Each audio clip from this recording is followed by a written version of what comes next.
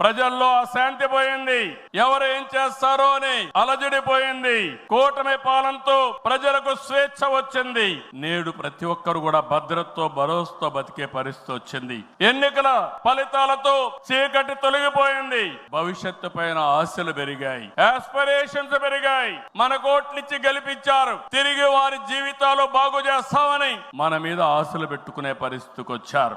అందుకనే మీరు ఒక్కసారి చూస్తే రోడ్లు, మౌలిక సదుపాయాలు, వ్యాపారాలు, పెట్టుబడులు, ఉపాధి, ఉద్యోగాలు, నోటిఫికేషన్ తో అనేక కార్యక్రమాలకు శ్రీకారం చుట్టాం. 64 లక్షల మందికి 4,000, 6,000, 10,000, 15,000 రూపాయలు పింఛనిచ్చే ఏకైక రాష్ట్రం భారతదేశంలో ఆంధ్రప్రదేశ్ రాష్ట్రం. ఏటా 33,000 కోట్ల రూపాయలు నేరుగా పేదల సేవలో మొదటి తారీఖున పేదలకు అందించే ఏకైక పార్టీ తెలుగుదేశం పార్టీ. అన్న క్యాంటీన్ ద్వారా పేదవాడి ఆకలి తీరుస్తున్నాం. దీపం పథకంతో 1 కోటి మంది లబ్ధిదారులకి 3 సిలిండర్లు సంవత్సరానికి ఇస్తున్నాం.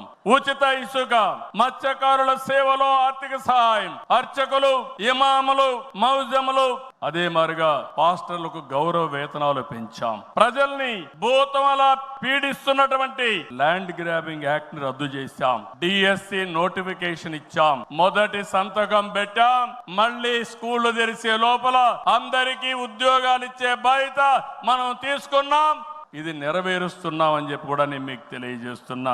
ఇదే కాదు, మళ్ళీ పారిశ్రామికవేత్తల్లో నమ్మకాన్ని కల్పించి పెట్టుబడులు తీసుకొస్తున్నాం. 11 నెలల్లో 6 స్టేట్ ఇన్వెస్ట్మెంట్ ప్రమోషన్ బోర్డు మీటింగ్లు పెట్టి 76 ప్రాజెక్టులకి శ్రీకారం చుట్టాం. దీనివల్ల 4,95,000 కోట్ల రూపాయలు పెట్టుబడులు వస్తున్నాయి. 4,57,000 మందికి ఉద్యోగాలు వస్తున్నాయని చెప్పి కూడా నేను మీకు తెలియజేస్తున్నా. ఇది ఒక పక్కన మీరు చూస్తే, నేను ఒకటే మీ అందరికి హామీ ఇస్తున్నాను. మీ అందరిని ఇంటింటికి పంపించి మన ఎన్నికల మేనిఫెస్టో విషయాలు చెప్పాం. సూపర్ 6 కూడా చెప్పాం.